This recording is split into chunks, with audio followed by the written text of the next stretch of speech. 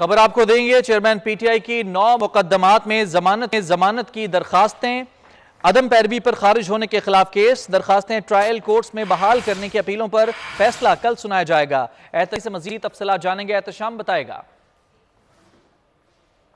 خلاف 9 دہشت گردی کے مقدمات، 6 دہشت گردی اور 3 دیگر مقدمات درج ہیں جو کہ ٹرائل کورٹس میں چیئرمین پی ٹی آئی کی ضمانت کی درخواستیں زیر سماعت تھی، لیکن متعلقہ عدالتوں نے چیئرمین پی ٹی آئی کی عدم پیروی پر وہ درخواستیں خارج کر دی تھی، جس کے خلاف اسلام آباد ہائی کورٹ میں اپیل دائر کی گئی اور موقف یہ اختیار کیا گیا چونکہ چیئرمین پی ٹی آئی جیل میں ہیں اور وہ عدالت کے سامنے ذاتی طور پر پیش نہیں ہو سکتے تھے۔ پولیس اور ریاست کا کام تھا کہ انہیں عدالت کے سامنے پیش کیا جاتا، لیکن ایسا نہیں ہوا اور ٹرائل کورٹ نے بھی ایپلیکیشن آف مائنڈ یعنی اپنا مائنڈ استعمال کرنے کی بجائے انہوں نے پیپر ورک دیکھا اور انہوں نے ضمانت کی درخواستیں خارج کر دی۔ تو اب استدعا یہ کی گئی ہے کہ وہ درخواستیں دوبارہ ٹرائل کورٹس میں بحال کی جائیں اور جب تک ٹرائل کورٹ سے ان درخواستوں پر فیصلہ نہیں ہو جاتا تب تک چیئرمین پی ٹی آئی کو گرفتار کرنے سے بھی روکا جائے۔